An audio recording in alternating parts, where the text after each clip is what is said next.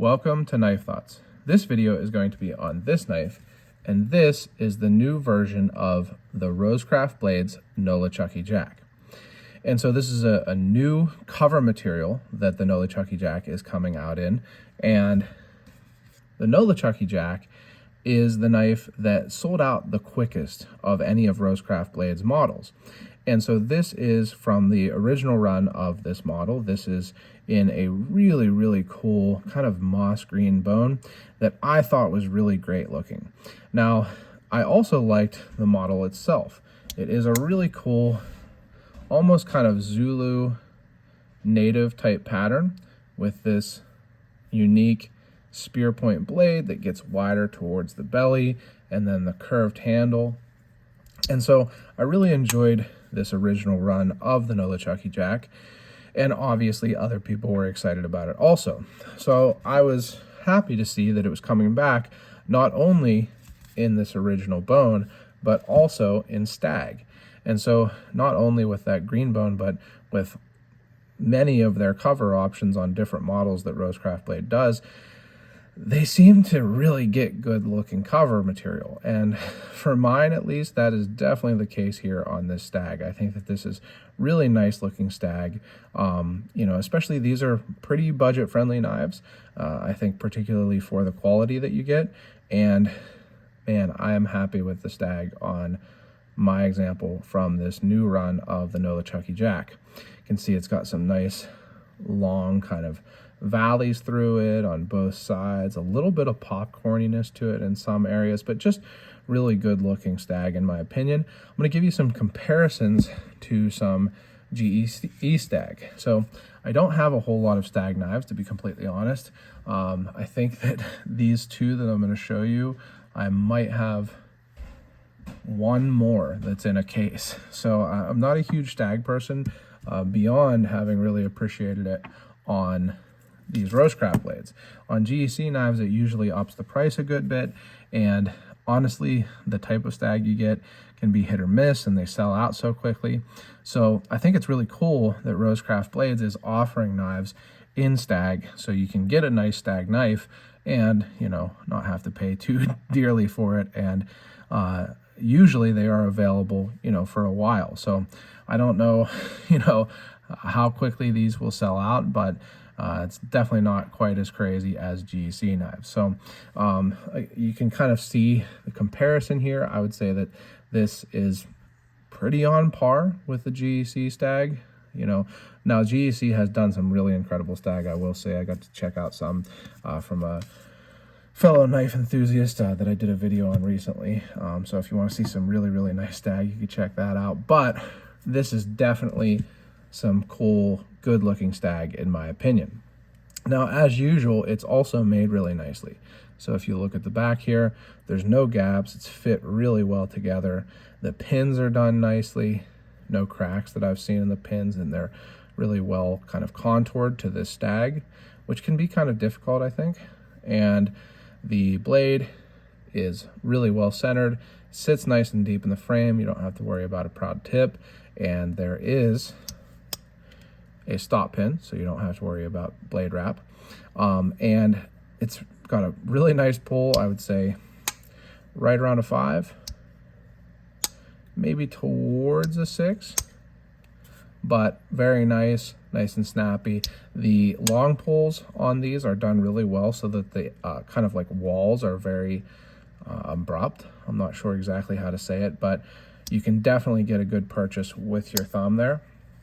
Every now and then I feel like I'm able to pinch this, but generally I would say you use your thumb in that long pull.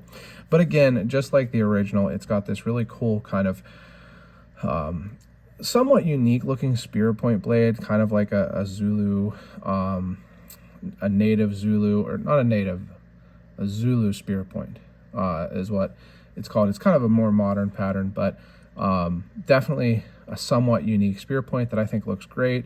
I always enjoy Rosecraft Blades swedging, how they do it. You can see Rosecraft stamped there, and then D2 steel and the model with Stag.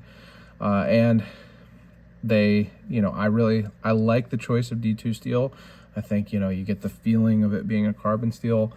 even though it doesn't really patina a whole lot, which I like. I don't really, I don't want to have patina if I don't have to. A lot of people really disagree with me on that. But for me, I like the D2 because the knife looks the same as when you got it, but it, is a steel that I'm very comfortable and familiar with and seems to perform well. No blade play either. And I like the sounds that this knife makes. Sometimes I think that having stop pins kind of makes knives sound different than slip joints without stop pins, but this one sounds really nice. You can hear that. It's got a good thwack to it. Now, the back spring is slightly low at full closed. You can definitely catch your nail on there, but not like a crazy amount. You can see it, but it's not, massively low. And it's a great size. It's definitely, not a small knife. I'll show you it in comparison to both the Rosecraft Blades Otter Creek Barlow, which is one of my favorites from them. You can see that the Nolichucky is longer than the Otter Creek Barlow. And here is a Gradation Cutlery number 15 Barlow. And the Nolichucky is definitely longer than it also. So it's not a small knife. I would say it's not a massive knife, even as slip joints go, but it's a large, medium-sized knife. And I like the size of it. I think this could definitely be your only knife if you're not, I often carry a modern knife alongside my traditional knives, but if you're only going to carry a traditional knife, which I think is very viable, most people, including myself, I think, could get by with just a slip joint for all of their tasks. If you're going to carry one knife, I think that this is plenty big for that. So it is a nice size knife, cuts really nicely. Just a great model that I think it makes sense that it sold out so quickly on the first run, and with this Stag, I'm sure will be, pretty in demand on this second run also. And like I say, they are also re-releasing some in the original bone. Now I'll say I like the shields that Rosecraft uses. So this is I think this is a tulip shield versus a rose shield. But either way, I like the shields that they use. But I like how Stag looks without a shield. A lot of people kind of give GEC a hard time because they decided to stop using shields on their Stag a while ago. But for me, honestly, I think Stag looks so good, it doesn't hurt to not have a shield. And, I have never had any issues with Rosecraft's shields falling out or anything like that. And they tend to be really well fitted, like particularly well fitted in there. But, they're not pinned, so not having a shield, it's kind of one less thing that could fail. But again, I think a nice knife. You're going to have variation in the Stag. I was looking at traditional pocket knives, C. Reisner cutleries, photos of these knives, and there's definitely some variation, so hopefully you can find one that you like. And speaking of which, I would definitely check traditional pocket knives for this knife if you're looking for one. I have a link in the description below. Also a discount code, so you can get a little bit of a discount. But you can also get them at Rosecraft Blades directly, and I really appreciate getting to check out these knives from Rosecraft Blades. It's been a pleasure for me, and I hope you've enjoyed the videos, including this one.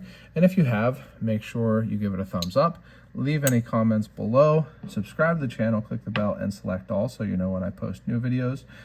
Also, go to my website, knifethoughts.com, where I post articles on knives like this and knife-related topics, and subscribe to the email newsletter there. And last but not least, as always, don't forget to go out and do good.